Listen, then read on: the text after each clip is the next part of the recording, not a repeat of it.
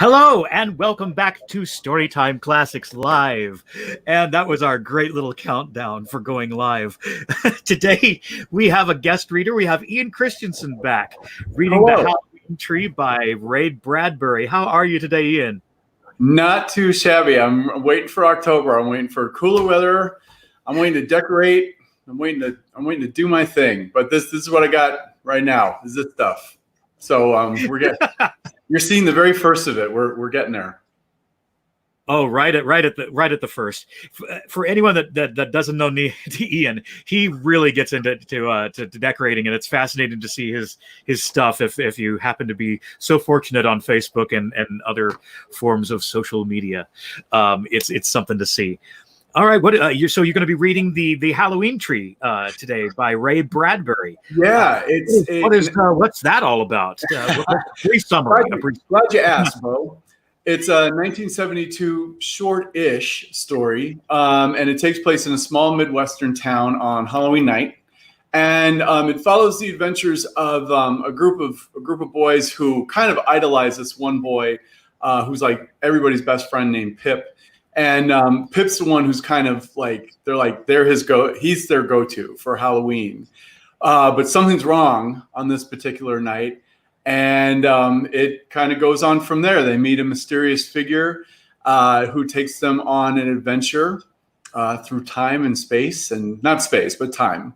And one of the things I love about the story is that it goes into a lot of the origins of Halloween. And like what Halloween is, why Halloween is, because Halloween as we know it nowadays in America, it's come very far. It's a little bit of this and a little bit of Samhain. It's a little bit of superstition. It's a little bit of early 20th century vandalism.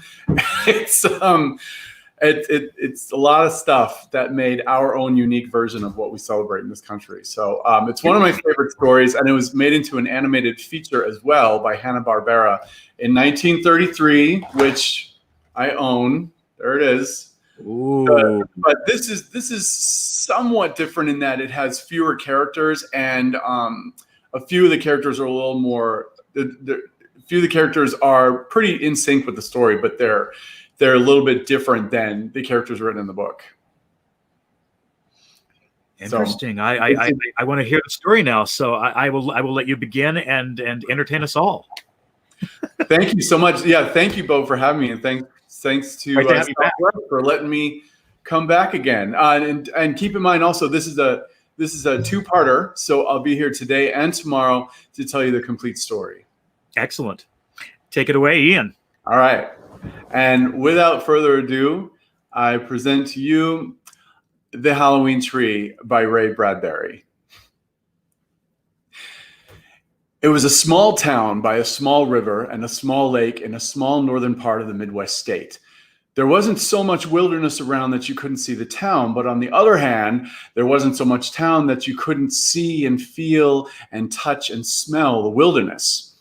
The town was full of trees and dry grass and dread flowers now that autumn was here, and full of fences to walk on and sidewalks to skate on and a large ravine to tumble in and yell across. And the town was full of boys. And it was the afternoon of Halloween. And all the houses shut against a cool wind, and the town full of cold sunlight. But suddenly the day was gone. Night came out from under each tree and spread. Behind the doors of all the houses, there was a scurry of mouse feet, muted cries, flickering of lights. Behind one door, Tom Skelton, age 13, stopped and listened. The wind outside, nested in each tree, prowled the sidewalks in invisible treads like unseen cats. Tom Skelton shivered. Anyone could see that the wind was a special wind this night. And the darkness took on a special feel because it was All Hallows Eve. Everything seemed cut from soft black velvet or gold or orange velvet. Smoke panted up out of 1,000 chimneys like the plumes of funeral parades. From kitchen windows drifted 2 pumpkin spells, gourds being cut, pies being baked. The cries behind the locked house doors grew more exasperated as shadows of boys flew by the windows. Half-dressed boys, grease paint on their cheeks, here a hunchback, there a medium-sized giant. Attics were still being rummaged, old locks broken, old steamer chests disemboweled for costumes. Tom Skelton put on his bones. He grinned at the spinal cord, the rib cage, the knees caps stitched white on black cotton. Lucky, he thought. What a name you got, Tom Skelton. Great for Halloween. Everyone calls you Skeleton, so what do you wear? Bones. Wham! 8 front doors banged shut. 8 boys made a series of beautiful leaps over flower pots, rails, dead ferns, bushes, landing on their own dry starched front lawns. Galloping, rushing, they seized a final sheet, adjusted a last mask, tugged at strange mushroom caps or wigs, shouting at the wind, and as it took them along, helped their running. Glad of the wind, or cursing boy curses as masks fell off, hung sideways, or stuffed up their noses with a muslin smell like a dog's hot breath. Or just letting the sheer exhilaration of being alive and out of this night pull their lungs and shape their throats into a yell and a yell and a yell. 8 boys collided at one intersection. Here I am, witch, ape man. Skeleton, said Tom, hilarious inside his bones. Gargoyle. Beggar. Mr. Death himself. Bang. They shook back from their concussions, all happy fouled and tangled under a street corner light. The swaying electric lamp belled in the wind like a thick cathedral bell. The bricks of the street became planks of a drunken ship, all tilted and foundered with darkened light. Behind each mask was a boy. Who's that? Tom Skelton pointed. Won't tell. It's a secret, cried the witch, disguising his voice. Everyone laughed. Who's that? Mummy, cried the boy inside the ancient yellowed wrappings, like an immense cigar stalking the night streets. And who's... No time, said someone hidden behind yet another mystery of muslin and paint. Trick or treat! Yeah! Shrieking, wailing, full of banshee mirth they ran, on everything except sidewalks, going up into the air over bushes and down almost upon yipping dogs. But in the middle of the running, laughing, barking, suddenly, as if a great hand of night and wind and smelling something rotten stopped them, they stopped. 6, 7, 8. That can't be. Count again. 4, 5, 6.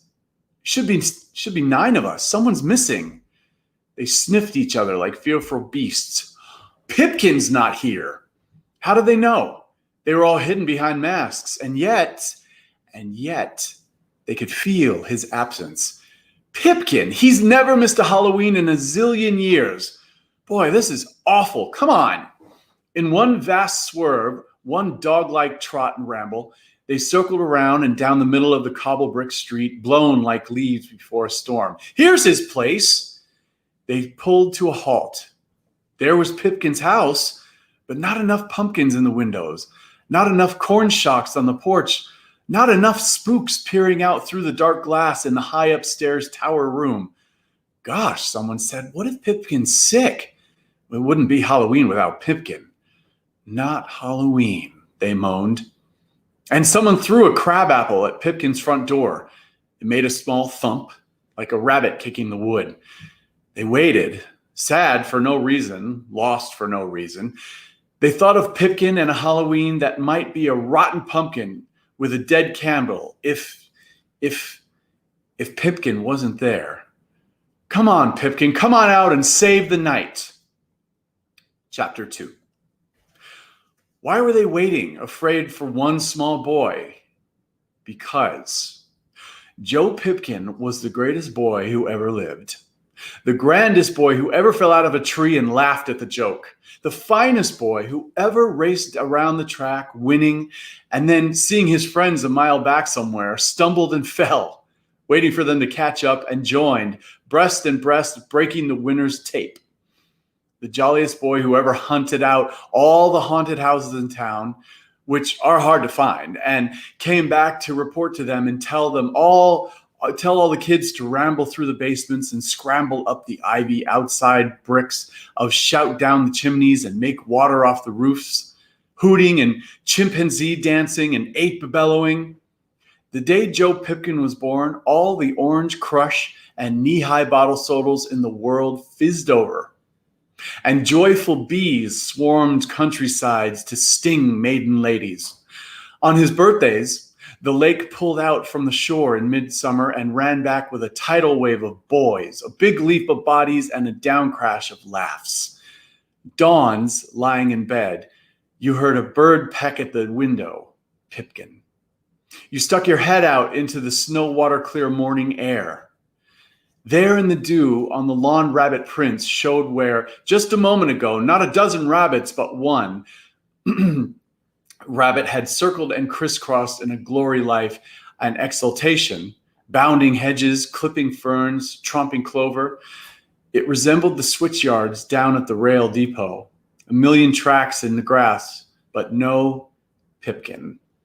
And here he rose up like a wild sunflower in the garden. His great round face burned with fresh sun. His eyes flashed Morse code signals. Hurry up, it's almost over. What? Today, now, 6 a.m., dive down, wade in it. Or this summer, before you know, bang, it's gone. Quick. And he sank away in sunflowers to come up all onions. Pipkin. Oh, dear Pipkin, finest and loveliest of boys. How he ran so fast no one knew. His tennis shoes were ancient. They were colored the color of green forests. And when jogged through, browned from old harvest trudges through September a year back, tar-stained from sprints along the docks and beaches where the coal barges came in, yellow from careless dogs, splinter-filled from climbing wood fences. His clothes were scarecrow clothes, worn by Pipkin's dogs all night, loaned to them from strolls through town, with chew marks along the cuffs and fall marks on the seat. His hair was a great hedgehog bristle of bright brown blonde daggers sticking in all directions. His ears, pure peach fuzz. His hands, mittened with dust and the good old smell of Airedales and peppermint and stolen peaches from the far country orchards. Pipkin, an assemblage of speeds, smells, textures, a cross-section of all the boys who ever ran, fell, got up, and ran again. No one in all the years had ever seen him sitting still. He was hard to remember in school in one seat for 1 hour. He was the last into the schoolhouse and the first exploded out when the bell ended the day. Pipkin, sweet Pipkin, who yodeled and played the kazoo and hated girls more than all the other boys in the gang combined. Pipkin, whose arm around your shoulder and secret whisper of great doings this day protected you from the world. Pipkin. God got up early just to see Pipkin come out of his house, like one of those people on a weather clock. And the weather was always fine where Pipkin was. Pipkin. They stood in front of his house. Any moment now, that door would open wide. Pipkin would jump out in a blast of fire and smoke, and Halloween would really begin. Come on, Joe. Oh, Pipkin, they whispered, come on. Chapter 3. Pipkin stepped out. Not flew, not bang, not exploded. Stepped out and came down the walk to meet his friends. Not running and not wearing a mask. No mask. That's ironic. But moving along like an old man almost. Pipkin, they shouted to scare away their uneasiness. Hi, gang, said Pipkin. His face was pale. He tried to smile, but his eyes looked funny. He was holding his right side with one hand as if he had a boil there. They all looked at his hands. He took his hand away from his side. Well, he said with faint enthusiasm, we ready to go? Yeah, but you don't look ready, said Tom. Are you sick? On Halloween, said Pipkin. Are you kidding? Where's your costume? You go on ahead. I'll catch up. No, Pipkin, we'll all wait for you to go on, said Pipkin, saying it slowly, his face deathly pale now. His hand was back on his side. You got a stomach ache? Asked Tom. You told your folks? No, I can't. Tears burst from Pipkin's eyes. It's nothing, I tell you. Look, go straight on toward the ravine. Head for the house, okay? The place of the haunts, yeah? I'll meet you there. You swear? Swear. Wait till you see my costume. The boys began to back off. On the way, they touched his elbow or knocked him gently in the chest or ran their knuckles along his chin in a fake fight. Okay, Pipkin, as long as you're sure. I'm sure. He took his hand away from the side. His face colored for a moment as if the pain were gone. On your marks, get set, go. When Joe Pipkin said go, they went. They ran. They ran backward halfway down the block so they could see Pipkin standing there waving at them. Hurry up, Pipkin. I'll catch you, he shouted a long way off. The night swallowed him. They ran. When they looked back again, he was gone. They banged doors, they shouted trick or treat, and their brown paper bags began to fill with incredible sweets. They galloped with their teeth glued shut and pink gums. They ran with red wax lips bedazzling their faces. But all the people who met them at the doors looked like candy factory duplicates of their own mothers and fathers. It was like never leaving home. Too much kindness flashed from every window and every portal. What they wanted was to hear dragons belch in basements and banged castle doors. And so, still looking back for Pipkin, they reached the edge of town and the place where civilization fell away into darkness. The ravine. The ravine, filled with varieties of night sounds, lurkings of black ink stream and creek, lingerings of autumns that rolled over in fire and bronze and died 1,000 years ago. From this deep place sprang mushroom and toadstool and cold stone frog and crawdad and spider. There was a long tunnel down there under the earth in which poisoned waters dripped, and the echoes never ceased calling, "Come, come, come, and if you do, you'll stay forever. Forever, drip, forever, rustle. Run, rush, whisper, and never go, go, go, go." The boys lined up on the rim of darkness, looking down. And then Tom Skelton, cold in his bones, whistled, his breath in his teeth, like the wind blowing over the bedroom screen at night. He pointed. "Oh, hey, that's where Pipkin told us to go." He vanished. All looked. They saw his small shape race down the dirt path into the 100 million tons of night, all crammed in that huge dark pit. That dank cellar, that deliciously frightening ravine. Yelling, they plunged after. Where they had been was empty. The town was left behind to suffer itself with sweetness. Chapter 4. They ran down through the ravine at a swift rush, all laughing, jostling, all elbows and ankles, all steamy snort and rust about, to stop in collision when Tom Skelton stopped and pointed up the path. "There," he whispered. "There's only one house in town worth visiting on Halloween. There." "Yeah," said everyone. For it was true. The house was special and fine and tall and dark. There must have been 1,000 windows in its sides, all shimmering with cold stars. It looked as if it had been cut out of black marble instead of built out of timbers.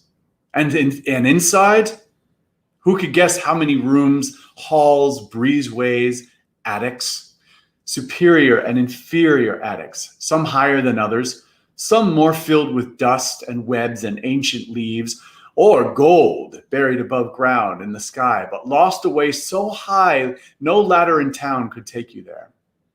The house beckoned with its towers, invited with its gum-shut doors. Pirate ships are a tonic. Ancient forts are a boon.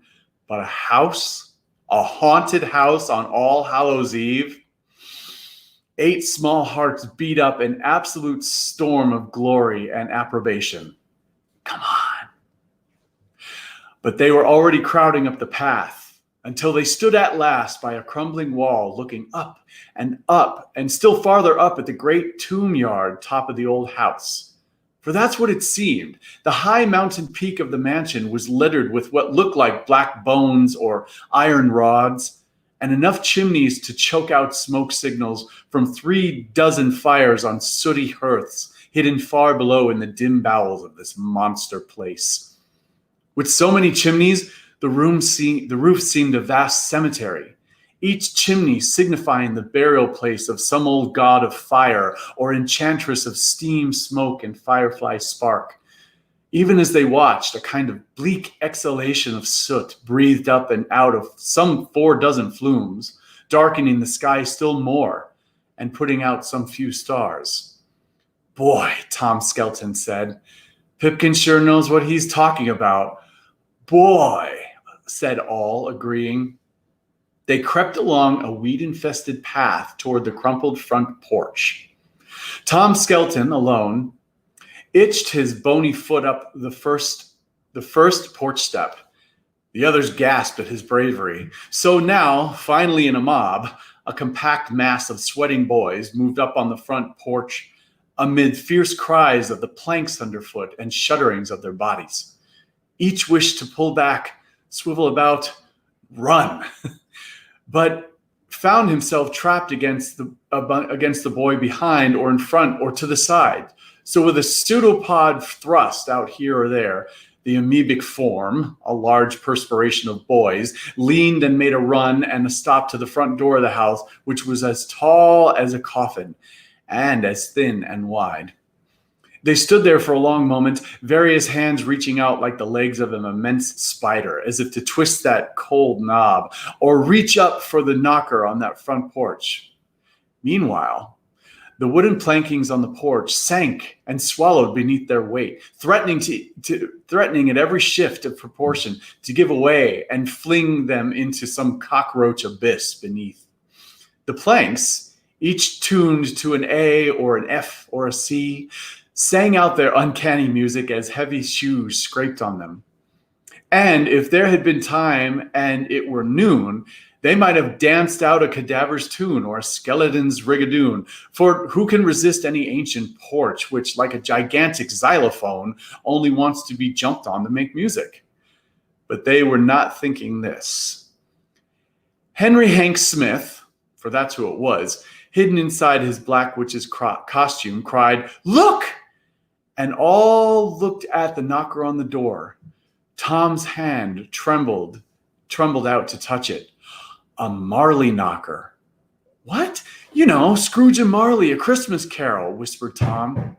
And indeed, the face that made up the knocker on this door was the face of a man with a dread toothache, his jaw bandaged, his hair askew, and his teeth prolapsed, his eyes wild. Dead as a doornail Marley, friend to Scrooge, inhabitor of lands beyond the grave, doomed to wander this earth forever until knock, said Henry Hank. Tom Skelton took hold of Marley's cold and grisly jaw, lifted it, and let it fall. Everybody jumped at the concussion.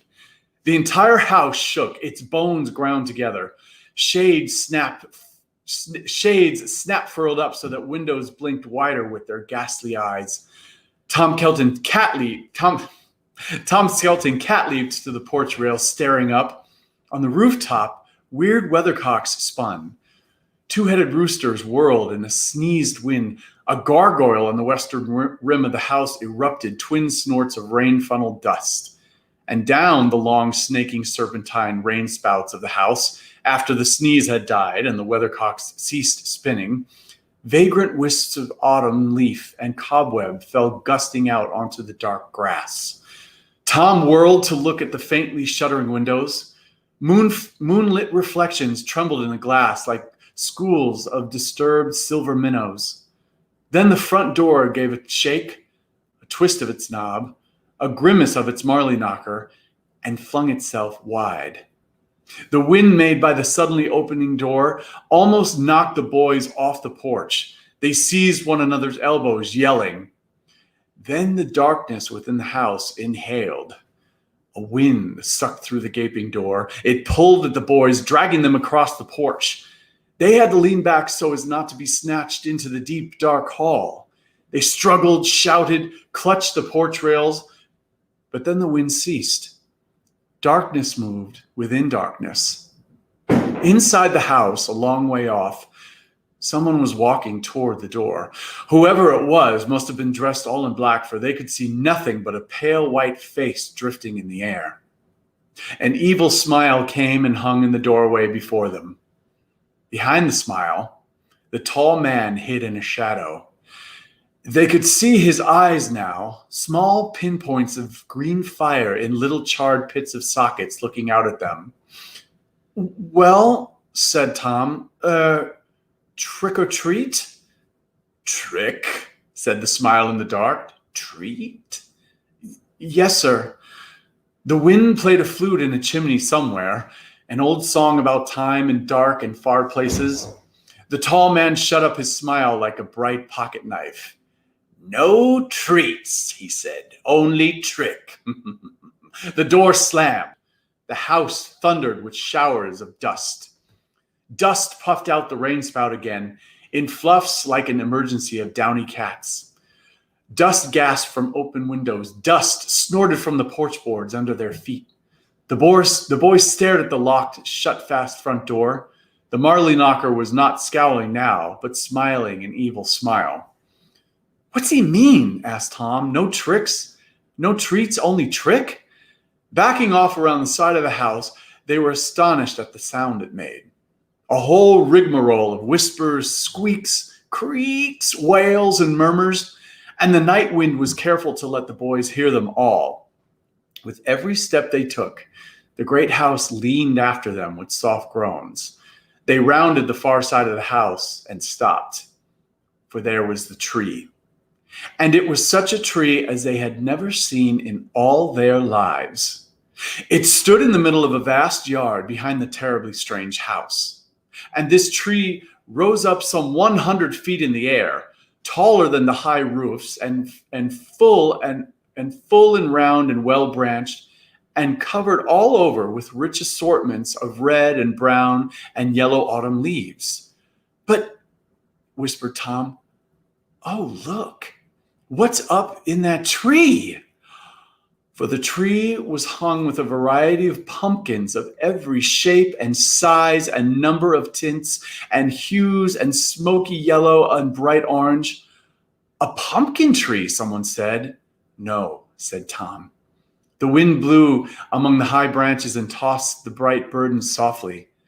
"A Halloween tree," said Tom. And he was right. Chapter 5. The pumpkins on the tree were not mere pumpkins. Each had a face sliced in it. Each face was different. Every eye was a stranger eye. Every nose was a weirder nose. Every mouth smiled hideously in some new way.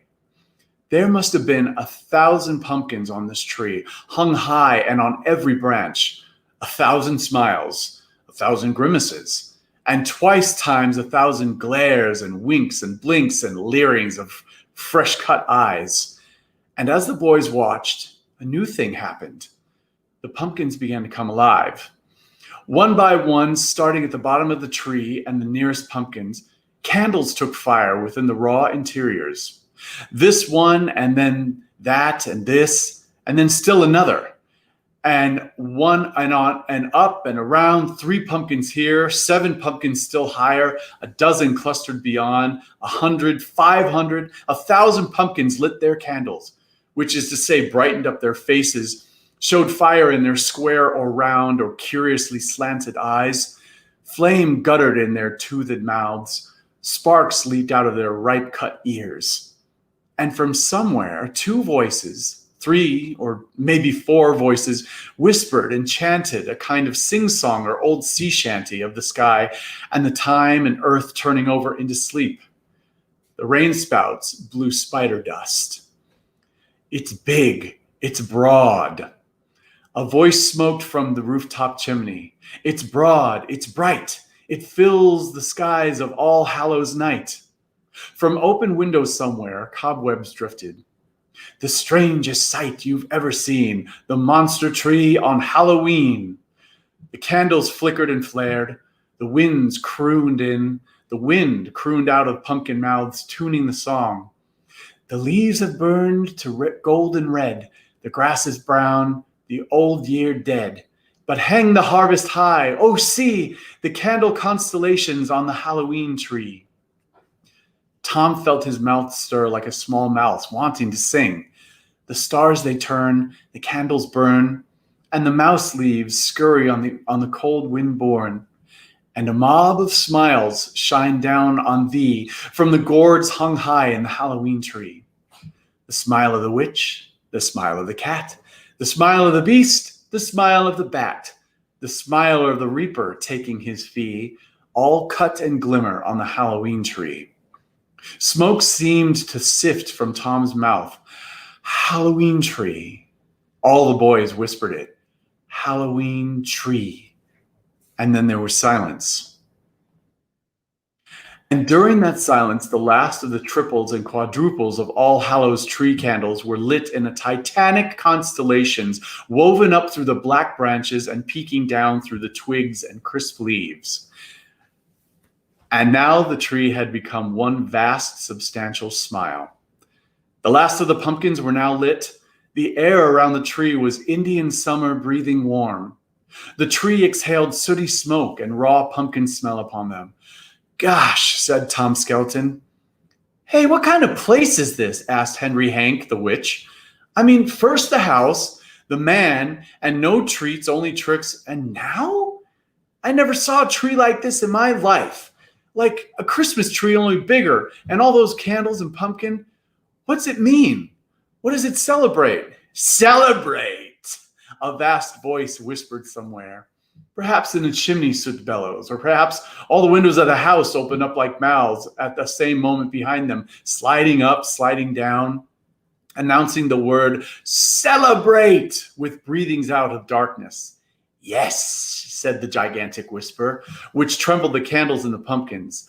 Celebration. The boys leaped around. But the house was still. The windows were closed and brimmed with pools of moonlight.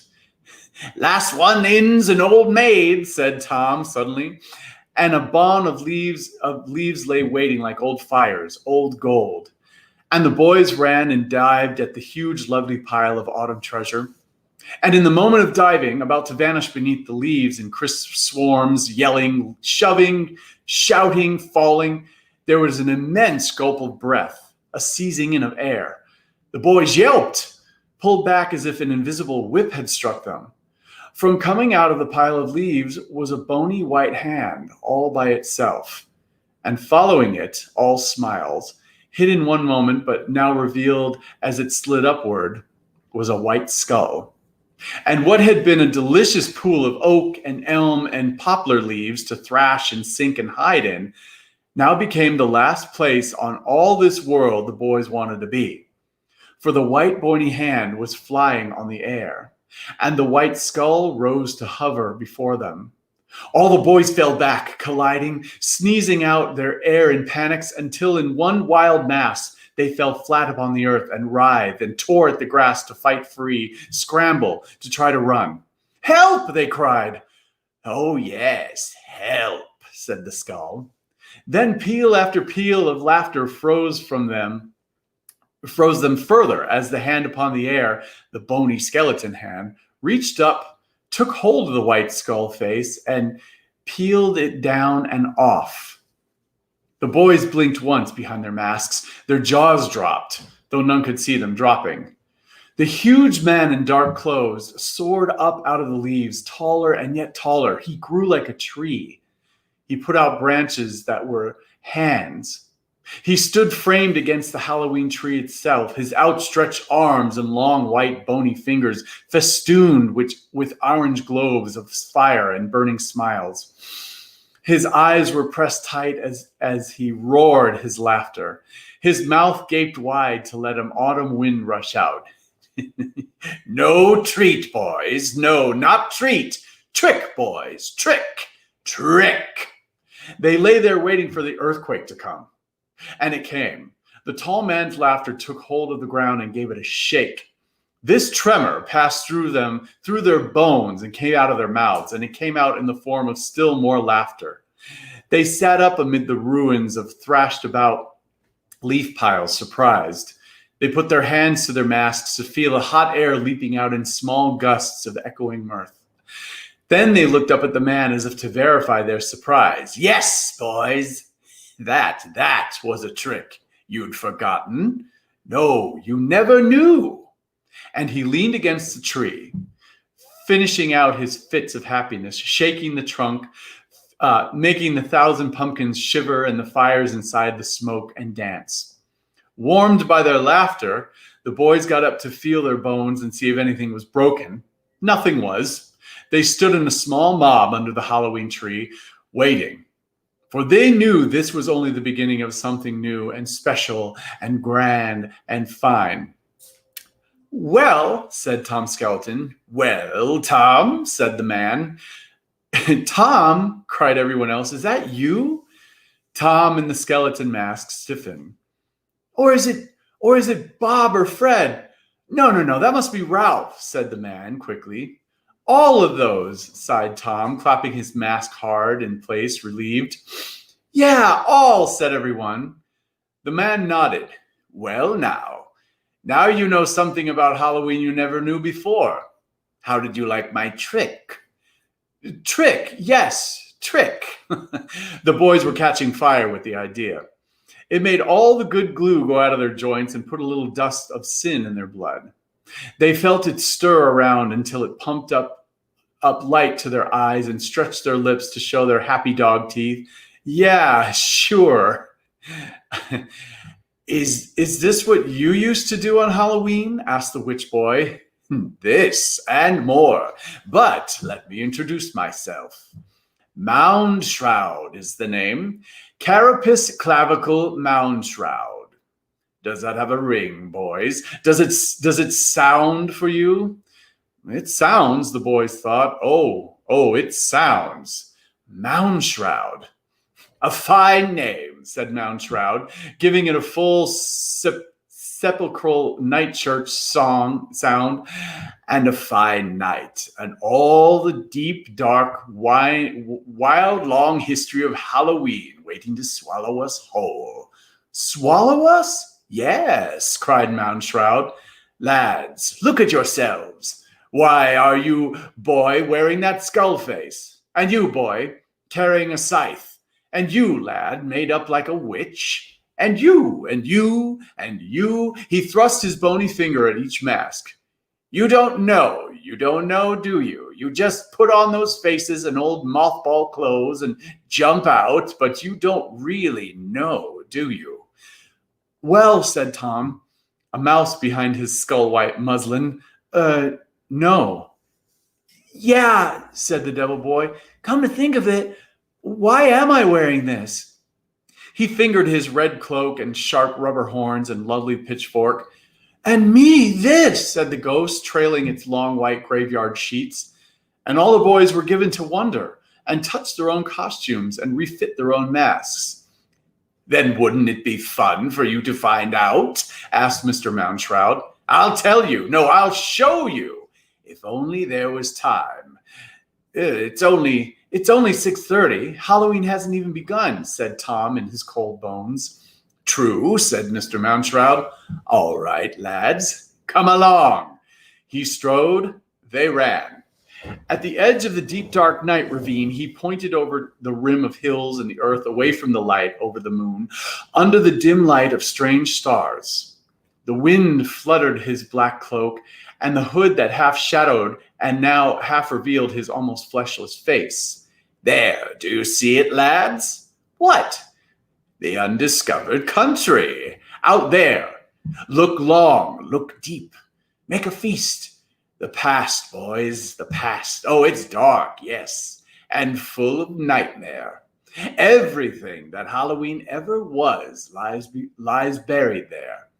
Will you dig for bones, boys? Do you have the stuff? He burned his gaze at them. What is Halloween? How did it start? Where? Why? What for? Witches, cats, mummy dusts, haunts.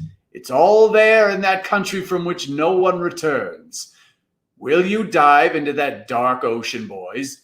Will you fly in the dark sky? The boys swallowed hard. Someone peeped. We'd like to, but Pipkin, we've got to wait for Pipkin. Yeah, Pipkin sent us to your place. We couldn't go without him. As if summoned in this instant, they heard a cry from the far side of the ravine. Here I am, called a frail voice. They saw his small figure standing with a lit pumpkin on the far ravine ledge. This way, they all yelled. Pipkin, quick! Coming, was the cry. I don't feel so good, but I had to come. Wait for me. Chapter 6. They saw his small figure run down the middle of the ravine on the path. Oh, wait, please wait. The voice began to fail. I don't feel well. I can't run. I can't. Pipkin, everyone shouted, waving from the edge of the cliff. His figure was small. There were shadows mixed everywhere. Bats flew, owls shrieked. Night ravens clustered like black leaves in trees. The small boy, running with his lit pumpkin, fell. Oh, gasped Moundshroud. The pumpkin light went out. Oh, gasped everyone. Light your pumpkin, Pip. Light it, shrieked Tom. He thought he saw the small figure scrabbling in the dark grass below, trying to strike a light. But in that instant of darkness, the night swept him in. A great wing folded over the abyss. Many owls hooted. Many mice scampered and slithered in the shadows. A million tiny murders happened somewhere. Light your pumpkin, Pip. Help, wailed his sad small voice. 1,000 wings flew away. A great beast beat the air somewhere like a thumping drum. The clouds, like gauzy scenes, were pulled away to set a clean sky. The moon was there, one great eye. It looked down upon an empty path. Pipkin nowhere to be seen. Way off toward the horizon, something dark frittered and danced and slithered away in the cold star air. Help! Help! Waited a fading voice. Then it was gone. Oh, mourned Mr. Moundshroud, this is bad. I fear something has taken him away. Where? Where? Gibbered the boys, cold. To the undiscovered country, the place I wanted to show you. But now, you don't mean that thing in the ravine, it or him or whatever that something was death? Did he grab Pipkin and run? Borrowed, it was more like, perhaps to hold him for ransom, said Moundshroud. Can death do that? Sometimes, yes. Oh, gosh. Tom felt his eyes water. Pip, tonight, running slow, so pale. Pip, you shouldn't have come out. He shouted at the sky, but there was only wind there and white clouds floating like old spirit fluff and a clear river of wind. They stood, cold, shivering. They looked off to where the dark something had stolen their friend.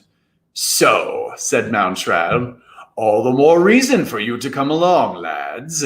If we fly fast, maybe we can catch Pipkin.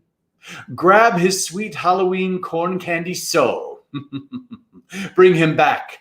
Pop him in his bed. Toast him warm. Save his breath. What say you, lads? Would you solve 2 mysteries in one? Search and seek for the lost Pipkin and solve Halloween all in one fell dark blow? They thought of All Hallows Night and the billion ghosts wandering the lonely lanes in cold winds and strange smokes. And they thought of Pipkin, no more than a thimbleful of boy and sheer summer delight, torn out like a tooth and carried off on a black tide of web and horn and black soot. And, almost as one, they murmured, yes. Moundshroud sprang. He ran, he pummeled, he pushed, he raved. Quick now, along this path, up this rise, along this road, the abandoned farm, over the fence, alley-oop. They leaped the fence running and stood by a barn that was frosted over with old circus posters, with banners tattered by wind, pasted here 30, 40, 50 years back. Circuses passing through had left patches and swatches of themselves 10 inches thick. A kite, boys. Build a kite. Quick. Chapter 7. No sooner had he cried this than Mr. Mounshroud ripped a great tissue from the side of the barn. It fluttered in his hand, the eye of a tiger. Another rip from another ancient poster, and the mouth of a lion. The boys heard roars of Africa down the wind.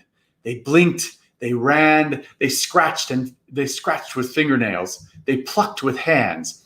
They seized off strips and patches and huge rolls of animal flesh, of fang and piercing eye, of wounded flank, of blood-red claw, of tail, of bound and leap and cry. The whole side of the barn was an ancient parade stopped dead. They tore it asunder. And with each tear that pulled off talon, tongue, or ravening feline eye. Beneath waited layer upon layer of jungle nightmare, delicious encounters with polar bears, panicked zebras, milling prides of lions, charging rhinos, clambering gorillas which pawed up the side of the midnight and swung toward dawn. 1,000 animals in the congregation rumbled to be set free.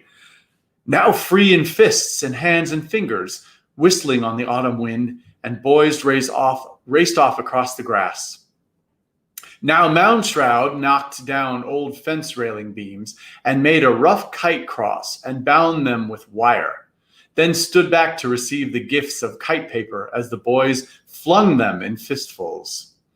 And these he tossed in place upon the frame, and spark flinting, fused with burnings of his horny hands. Hey, the boys cried with delight. Oh, look! They had never seen such things, or no men such as Mounshroud, with a pinch, a clutch, a pressure of fingers, might blend an eye with a tooth with mouth, a mouth with feline bobcat tail, all mingled with beautifully into a single thing, a wild jigsaw puzzle jungle zoo, billowed and trapped, pasted and tied, growing, taking color and sound and pattern in the light of the ascending moon. Now another cannibal eye, now another hungry maw, speaking of wild beasts, that's my cat. A mad chimpanzee, a most insane mandrill ape, a screaming butcher bird. The boys ran up with the last frights handed over, and the kite finished. The ancient flesh laid out, fused by the still blue smoke burning horny hands.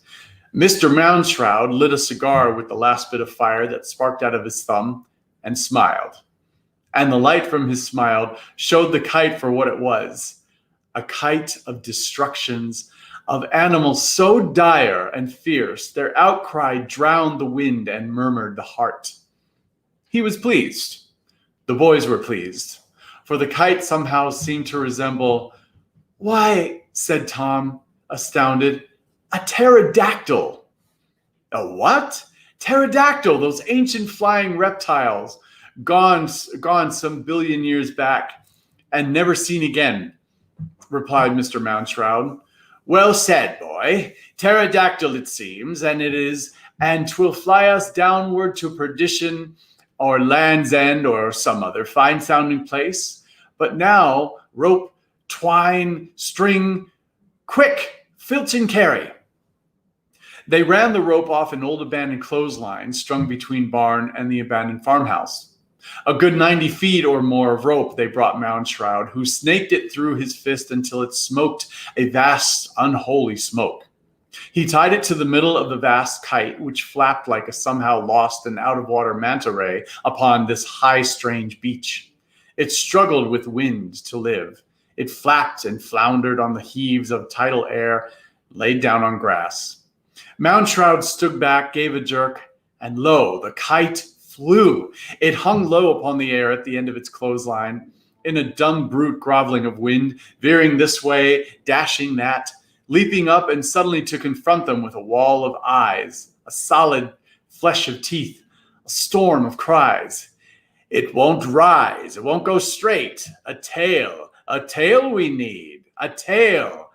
And as by instinct, Tom dived first and seized the kite by its bottom. He hung there, the kite steadied, it began to rise. Yes, cried the dark man. Oh, you lad, you are the one. Bright boy, you be the tail, and more. And as the kite slowly ascended the cold river of swift-flowing air, each boy in turn, seized with the whim, spurred by his wits, became more and yet more part of the tail. Which is to say that Henry Hank, disguised as the witch, grabbed Tom's ankles, and now the kite had two boys for its magnificent tail. And Ralph Bringstrom, wound up in his mummy clothes, stumbling over his winding tapes, smothered in his burial rags, shambled forward, jumped, and grabbed Henry Hank's ankles. So three boys now hung in a tail. Wait, here I come, cried Beggar, who under his dirt and rags was really Fred Fryer. He jumped, he caught. The kite ascended. The four boys making the tail yelled for more length. They got it when the boys dressed as an ape-man scrambled and grabbed ankles, followed by the boy dressed as Death with a scythe, who did dangerously likewise. Watch out with that scythe! The scythe fell and lay in the grass like a lost smile. But the two boys hung down now from the half-washed ankles, and the kite rose more, higher, and adding a boy and a boy and a boy, until with a yell and a shout, 8 boys were down hung into a magnificent thrashing tail. The last two being Ghost, who was truly George Smith, and Wally Wobb, who had inspired, made himself up to look like a gargoyle fallen off the top of a cathedral. The boys yelled with elation. The kite swooped and took off. Hey! Whoosh! The kite purred with 1,000 animal whispers. Whang! The kite rope strummed the wind. Hush! Said the entire thing. And the wind threw them high across the stars, leaving Moundshroud to look up with awe at his contraption, his kite, his boys. Wait! He shouted. Don't wait! Come on! The boys yelled. Moundshroud ran along the grass to seize the scythe. His cape fluttered, taking air, making wings until he also, very simply, took off and soared. Chapter 8. The kite flew. The boys hung down from the kite in a fine lizard's tail, now weaving, now looping, now snapping, now gliding. They yelled with delight. They shrieked with outgasped terror. They rode across the moon in an exclamation point. They soared over hills and meadows and farms. They saw themselves reflected in dusky moon-bright streams, creeks, rivers. They brushed down over the ancient trees. The winds stirred by their passing, shook down whole government mints of coins, leaves bright showering to the black-grassed earth. They flew over the town and thought, oh, look up, see, here we are, your sons. And thought, oh, look down, somewhere are our mothers, or fathers, brothers, sisters, teachers. Hey, here we are. Oh, someone see us, or you'll never believe. And in a last swoop, the kite whistled, hummed, drummed along the winds to float over the old house and the Halloween tree where they had first met Moundshroud. Swoop, flutter, glide, rush, hiss. The suction of their swung bodies caused 1,000 candles to flutter, flicker, stutter their light, hiss with desire to reflame themselves.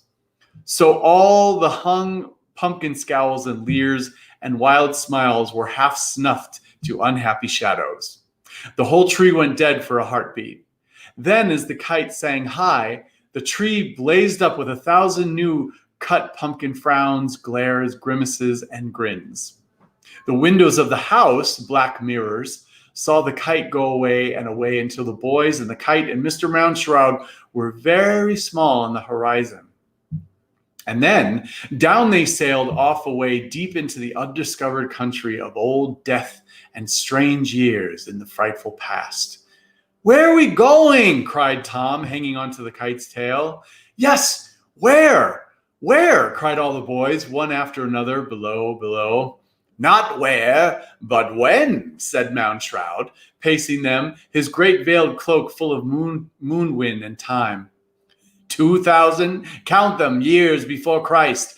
Pipkin's there, waiting. I smell it. Fly! Then the moon began to blink. It closed up its eye, and there was darkness. Then faster and faster it began to wink, to wax, to wane, to wax again, until 1,000 times over it flickered, and in flickering changed the landscape below. And then 50,000 times, so fast they could not see it, the moon extinguished and relit itself. And then the moon stopped winking, and it held very still, and the land was changed. "Look," said Mount Shroud, hung upon the very air above them. And the million tiger, lion, leopard, panther eyes of the autumn kite looked down, as did the eyes of the boys. And the sun rose, showing them Egypt, the river Nile, the Sphinx, the pyramids. "But," said Mount Shroud, "notice anything different?" "Why," gasped Tom, "it's all new. It's just been built. That means we really have gone back in time 4,000 years. And sure enough, the Egypt that lay below was ancient sand, but new cut stone. The Sphinx, with its great lion paws treaded out on the golden stuffs of desert, was sharp cut and freshly born out of the womb of stone mountains. It was a vast pup in the bright and empty glare of noon. If the sun had fallen and lay between its paws, it would have cuffed it like a fireball toy. The pyramids, why, they lay like strange-shaped blocks, yet other games to be puzzled over, played with by the woman-lion Sphinx. The kite zoomed down and skirted the sand dunes, flirted over the pyramid, and was drawn, as by suction, by an open tomb mouth set in a small cliff. "Ha ha, hey, presto!" cried Mount Shroud. With a flap, he gave the kite such a kick as made the boys toll like clamorous bells. "Hey, no!" they cried. The kite shuddered, fell down, hovered 10 feet above the dunes, and shook itself like wild dog ridding itself of fleas. The boys fell safe in golden land. The kite broke away in 1,000 shreds of eyes, fangs, shrieks, roars, elephant trumpetings. The Egyptian tomb mouth sucked them in, and Mount Shroud laughing with it. "Mr. Mount Shroud, wait!" Leaping up, the boys ran to shout into the dark tomb doorway. Then they lifted their gaze and saw where they were. The Valley of the Kings, where huge stone gods loomed above. Dust shifted in a strange downpour of tears from their eyes, tears made of sand and powdered rock. The boys leaned into the shadows. Like a dry river bottom, the corridors led down a deep vault where lay the linen-wrapped dead. Dust fountains echoed and played in strange courtyards a mile below. The boys ached, listening. The tomb breathed out a sick exhalation of paprika, cinnamon, and powdered camel dung. Somewhere, a mummy dreamed, coughed in its sleep, unraveled a bandage, twitched its dusty tongue, and turned over for another 1,000-year snooze. "Mr. Mount Shroud?" said Tom Skeleton. Chapter 9. And from deep in the dry earth, a lost voice whispered, "Mount Shroud." Out of the darkness, something rolled, flushed, flapped. A long strip of mummy cloth snapped out into the sunlight. It was as if the very tomb itself had stuck out its old dry tongue, which lay at their feet. The boys stared. The linen strip was hundreds of yards long and might, if they wished, lead them down into the mysterious deeps below the Egyptian earth. Tom Skeleton, trembling, put one toe out to touch the yellow linen strip. A wind blew from the tombs, saying, "Yes." "Here I go," said Tom, and balancing on the tightrope of linen, He wandered down and vanished into the dark under the burial chambers. Yes, whispered the long wind coming up from below. All of you, come. Next and next and another. Quick. The boys raced down the linen path in the darkness. Watch for murder, boys. Murder. The pillars on both sides of the rushing boys flashed to life. Pictures shivered and shuddered. The golden sun was on every pillar, but it was a sun with arms and legs, bound tight with mummy wrappings. Murder! A dark creature struck the sun one dreadful blow. The sun died. Its fires went out. The boys ran blind in darkness. Yeah, Tom thought. Running, sure, I think every night the sun dies, goes to sleep, I wonder. Will it come back to morning? Or will it still be dead? The boys ran on new pillars dead ahead. The sun appeared again, burning out of eclipse. Swell, Tom thought, that's it, sunrise. But just as quickly, the sun was murdered again. On each pillar they raced by, the sun died in autumn and was buried in cold winter. Middle of December, Tom thought. I often think the sun will never come back. Winter will go on forever. This time the sun really is dead. But as the boys slowed at the end of the long corridor, the sun was reborn. Spring arrived with golden horns. Light filled the corridor with pure fire. The strange god stood burning on every wall. His face was a grand face of triumph, wrapped in golden ribbons. Why, heck, I know who that is, panted Henry Hank. I saw him in a movie once with terrible Egyptian mummies. Osiris, said Tom. Yes, hissed Moundshroud voice from the deep tombs. Lesson number 1 about Halloween. Osiris, son of the earth and the sky, killed each night by his brother Darkness. Osiris slain by autumn, murdered by his own night blood. So it goes in every country, boys. Each has its death festival, having to do with seasons, skulls and bones, boys, skeletons and ghosts. In Egypt, lads, see the death of Osiris, king of the dead, gaze long. The boys gazed, for they had come to a vast hole in the underground cabin, and through this hole they could look out at an Egyptian village where, at dusk, food was being placed out in pottery and copper dishes on porches and sills. For the homecoming ghosts, whispered Moundshroud somewhere in the shadows. Rows of oil lamps were nailed to house fronts, and the soft smoke from these rose up from the twilight air like wandering spirits. You could almost see the haunts shifting along the cobbled streets. The shadows leaned away from the lost sun in the west and tried to enter the houses. But the warm food, steaming on the porches, kept the shadows circling and circling. A faint smell of incense and mummy dust wafted up to the boys, who looked out upon this ancient Halloween and the treats being set forth, not for wandering boys, but homeless ghosts. Hey, whispered all the boys. Do not lose your way in the dark, voices sang in the houses to harps and lutes. Oh, dear sweet dead, come home and welcome here. Lost in the dark, but always dear. Do not wander, do not roam. Dear ones, come home, come home. Smoke curled from the dim lamps, and the shadows stepped up on the porches and very gently touched the gifts of food. And in one house, they could see an old grandfather mummy being taken out of a closet and put in the place of honor at the head of the table, with food set before him.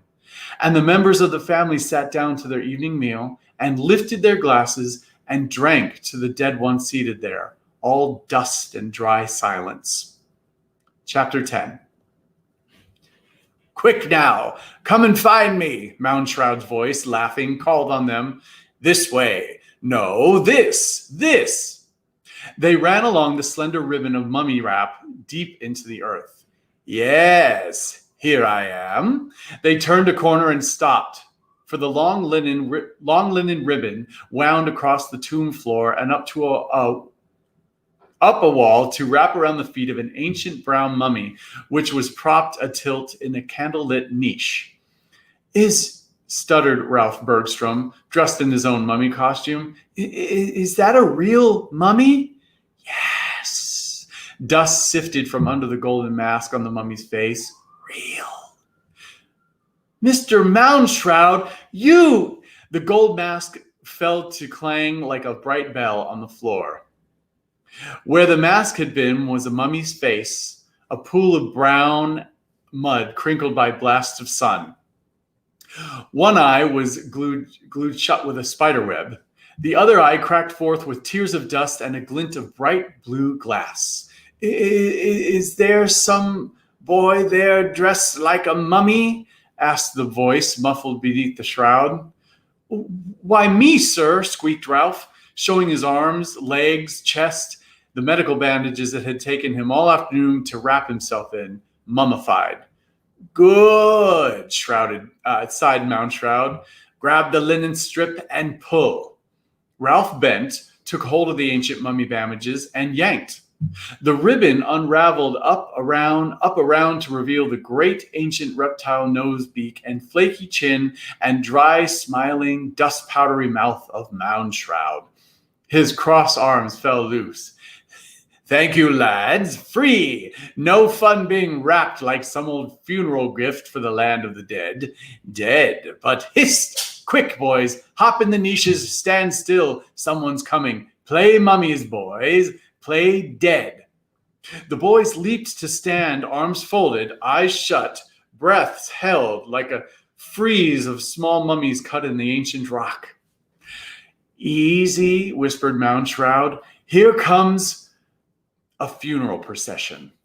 An army of mourners in gold and fine silks, bearing small sailing ship toys and copper bowls of food in their hands. And in their midst, a mummy case carried light as sunshine on the shoulders of 6 men. And behind that, a fresh wrapped mummy with new paintings on its linen vestments and a small gold mask fitted over the hidden face. See the food, boys? The toys, whispered Moundshroud. They put toys in the tombs, lads, so the gods will come play, romp, roust about, and run children happy to the land of the dead. See the boats, kites, jump ropes, toy knives. But look at the size of that mummy, said Ralph, inside his hot linen bandages.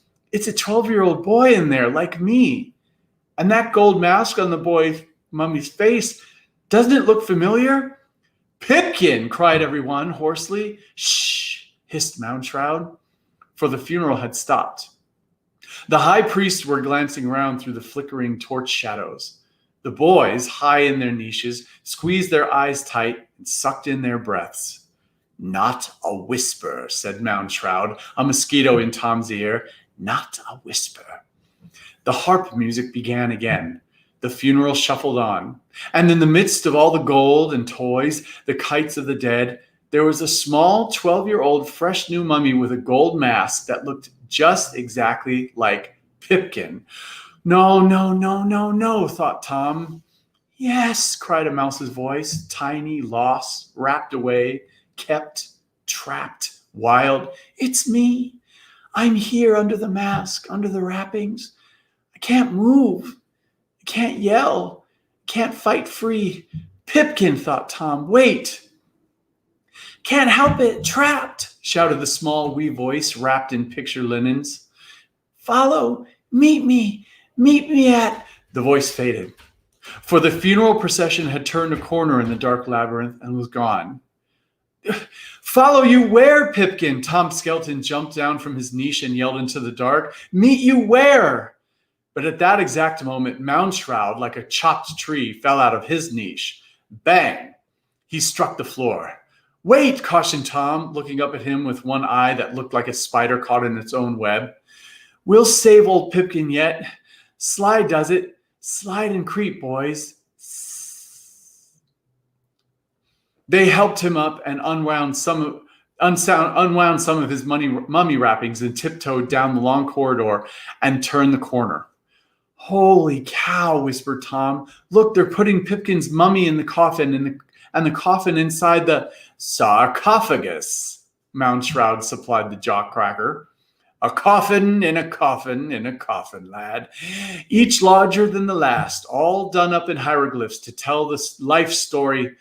Pipkin's life, they all said, or whoever Pipkin was this time around last year, 4,000 years ago. Yeah, whispered Ralph. Look at the pictures on the sides of the coffin. Pipkin 1-year-old, Pipkin 5, Pipkin 10, and running fast. Pipkin up an apple tree. Pipkin pretending to drown in the lake. Pipkin eating his way through a peach orchard. Wait, what's that? Moundshroud watched the busy funeral. They're putting furniture in the tomb for him to use in the land of the dead. Boats, kites, tops to spin, fresh fruits, should Pipkin wake 100 years from now, hungry. He'll be hungry, all right. Good grief. Look, they're going out. They're closing up the tomb. Moundshroud had to grab and hold Tom, for he was jumping up and down in agony. Pipkin's still in there. He's buried. When do we save him? Later. The long night is young. We'll see Pipkin again. Never fear. Then the tomb door slammed shut. The boys yammered and yelled. In the dark, they could hear the scrape and slosh of mortar filling the last cracks and seams as the final stones were shoved in place. The mourners went away with their silent harps.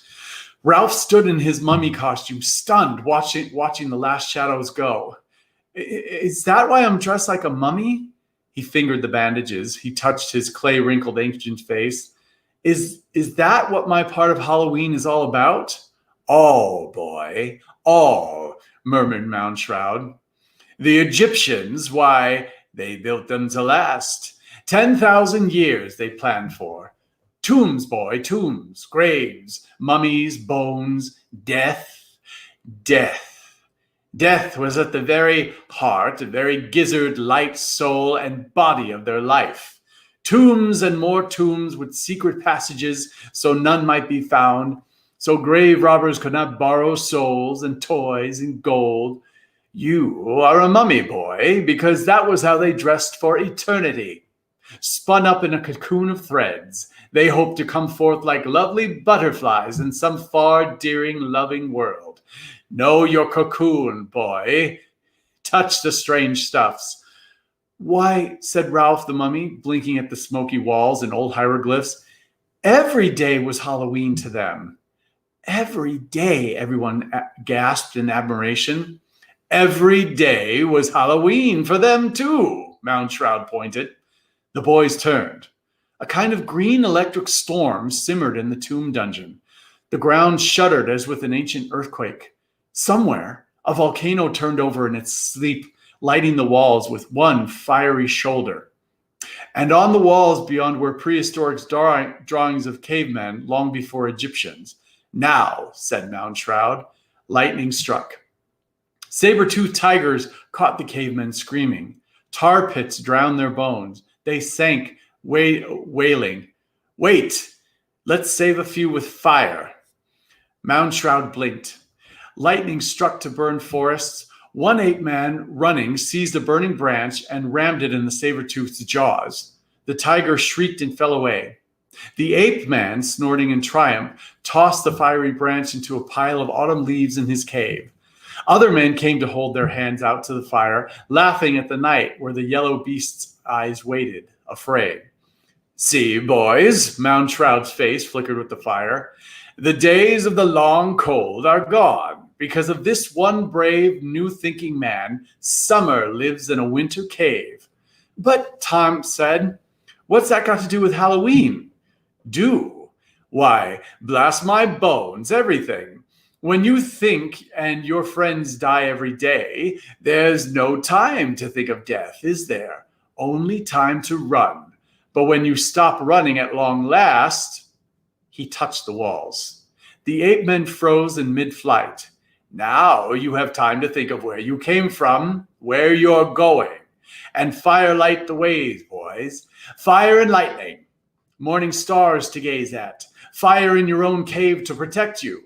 Only by night fires was the caveman, the beast man, able to turn his thoughts on a spit and base them with wonder. The sun died in the sky. Winter came on like a great white beast shaking its fur, burying him. Would spring ever come back to the world? Would the sun be reborn next year or stay murdered? Egyptians asked it. Cavemen asked it 1,000,000 years before. Will the sun rise tomorrow morning? And that's how Halloween began.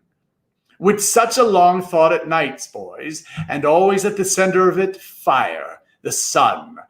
The sun dying down the cold sky forever. How that must have scared early man, eh? That was the big death. If the sun went away forever, then what? So, in the middle of autumn, everything dying, ape men turned in their sleep, remembered their own dead of last year.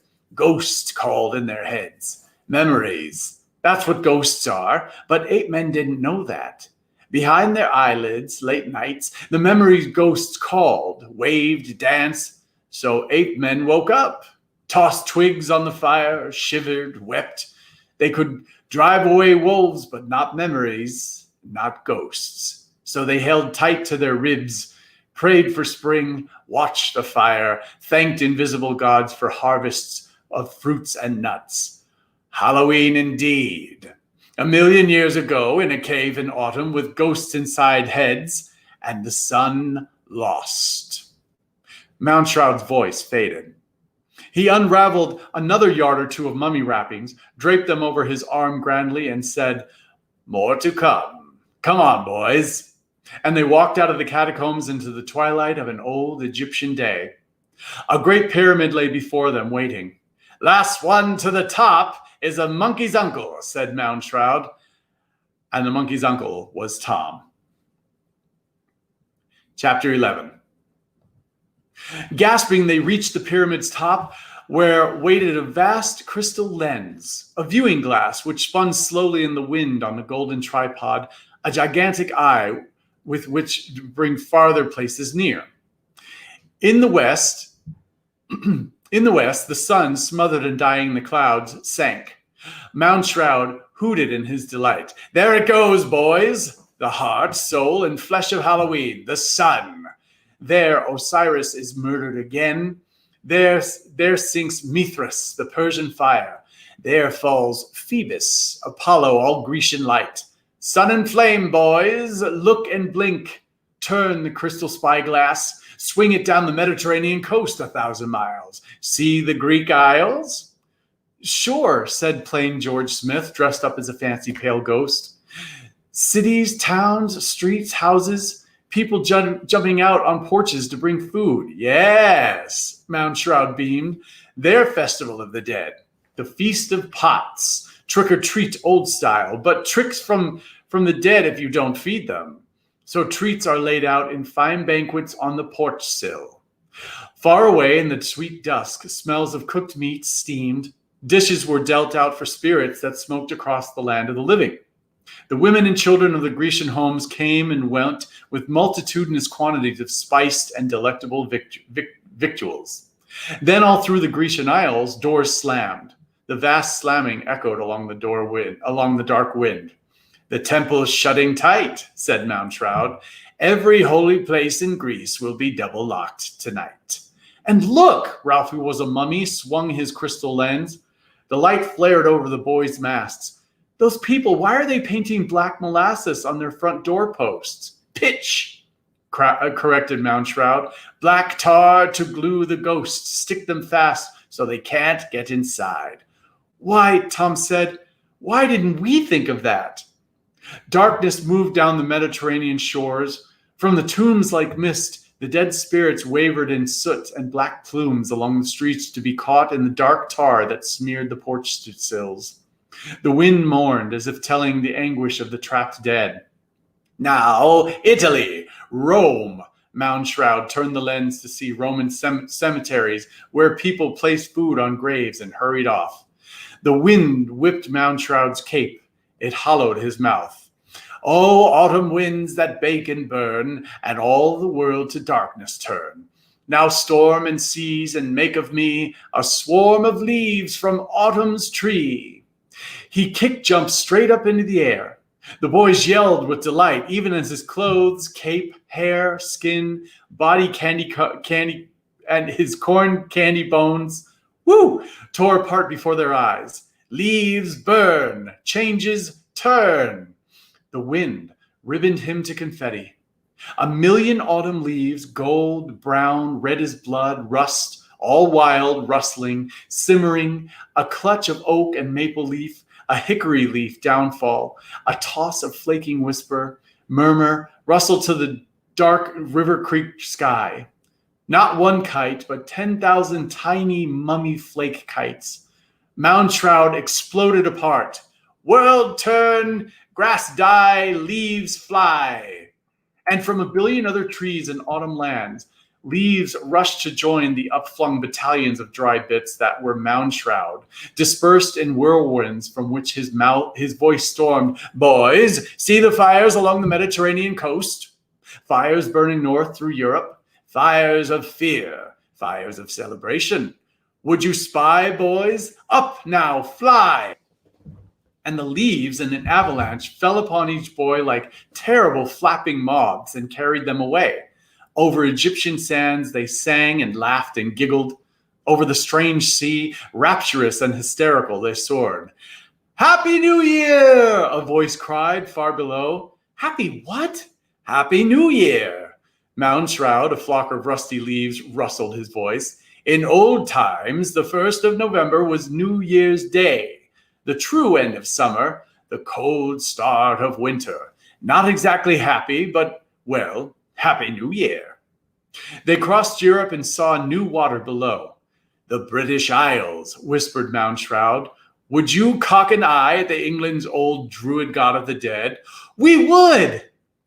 "Quiet as milkweed then, soft as snow, fall, blow away down, each and all." The boys fell. Like a bushel of chestnuts, their feet rained to earth. Chapter 12. Now the boys who landed like a downpour of bright autumn trash were in this order. Tom Skelton, dressed up in his delicious bones. Henry Hank, more or less a witch. Ralph Bangstrom, an unraveled mummy, becoming more unbandaged by the minute. A ghost named George Smith. JJ, no other name needed, a very fine ape man. Wally Babb, who said he was a gargoyle, but everyone said he looked more like Quasimodo. Fred Fryer, what else but a beggar fresh out of a ditch. And last and not least, Hackles Nibley, who had run up a costume at the last moment by simply clapping on a white scare mask and grabbing his grandpa's harvest scythe off the garbage wall. Grabbing his grandpa's harvest scythe off the garage wall. All the boys stood safely landed on English earth. Their billion autumn leaves fell off and blew away.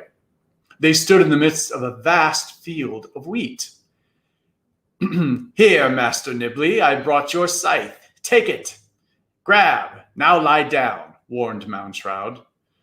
"The druid god of the dead, Samhain, fall." They fell. For a huge scythe came skimming down out of the sky. With its great razor edge, it cut the wind. With its whistling side, it sliced clouds. It beheaded trees. It razored along the cheek of the hill. It made a clean shave of wheat. And in the air, a whole blizzard of wheat fell. And with every whisk, every cut, every scythe, the sky was a swarm with cries and shrieks and screams. The scythes hissed up. The boys cowered. "Huh!" grunted a large voice. "Mr. Moundshroud, is that you?" cried Tom. For towering 40 feet above them in the sky, an immense scythe in his hands, was this cowled figure, its face in midnight fogs. The blade swung down. Hiss! "Mr. Moundshroud, let us be!" "Shut up!" Someone knocked Tom's elbow. Mr. Moundshroud lay on the earth beside him. "That's not me. That's Samhain," cried the voice in the fog. "God of death, I harvest thus, and so, swoosh." Constrictors. "For your sins, take that, and this," bellowed the voice in the whistling sky. The scythe flashed. The wind cut, fell in bright thunders. The wheat churned and gave up 1,000,000 heads. Heads fell. Sinners hit like rocks. And hitting were turned to frogs and toads and multitudes of scaly warts with legs and jellyfish which stank into the light. Which stank in the light. I'll be good, prayed Tom Skeleton. Let me live, added Henry Hank.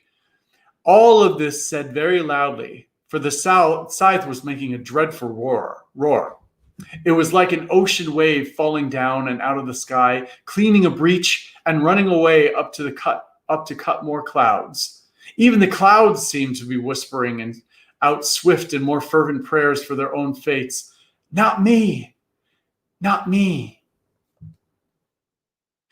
For all the evil you ever did, said Samhain, and the scythe cut and souls were harvested and fell in blind newts and awful bedbugs and dreadful cockroaches to scuttle, limp, creak, and scrabble. My gosh, he's a bug maker. Flea squasher, snake rider ounder, roach transformer, fly keeper. No, Samhain, October god, god of the dead. Samhain stomped a great foot, which tread 1,000 bugs in the grass, trampled 10,000 tiny soul beasts in the dust. I think, Tom said, it's time we ran, suggested Ralph, not offhand. Shall we take a vote? The scythe hissed. Samhain boomed. Vote? Heck, said Moundshroud. All jumped up. You there, said the thunderous voice above them. Come back. No, sir, thanks, said one and then another, and put right foot after left. I figure, Ralph said, panting, leaping, tears on his cheeks. I've been pretty good most of my life. I don't deserve to die. Ha ha, shouted Samhain. The scythe came in a guillotine which chunked the head off an old oak tree and felled a maple. A whole orchard of autumn apples fell into a marble pit somewhere. It sounded like a house full of boys falling downstairs. I don't think he heard you, Ralph, said Tom. They dived. They fell among rocks and shrubs. The scythe ricocheted off the stones. Samhain gave such a yell as brought an avalanche down a small hill nearby. Boy, said Ralph, squinched up, balled up, feet against chest, eyes tight. England is no place for a sinner. Even as a final rain, a shower, a downpour of hysterical souls turned beetle, turned flea, turned stink bug, turned daddy longlegs scurried over the boys. Hey, look, that dog! A wild dog, mad with terror, raced up the rocks. And its face, its eyes, something in its eyes. That couldn't be... Pipkin, said everyone. Pip, said Tom. Is this where we meet you? But whoom, the scythe fell. And yipping with fright, the dog, bowled over, slid down the grass. Hold on, Pipkin. We know you. We see you. Don't scare off. Don't, Tom whistled. But the dog, yelping with Pipkin's own dear sweet scared voice, was gone. But didn't an echo of his yip come back from the hills? Meet me. Where, Tom thought, criminally. Where? And that's the end of part 1 for today of the Halloween tree. I hope you'll tune in tomorrow for part 2 of the Halloween tree. And I want to thank Bo again for having me today. And I look forward to telling you the rest of the story. Have a great day.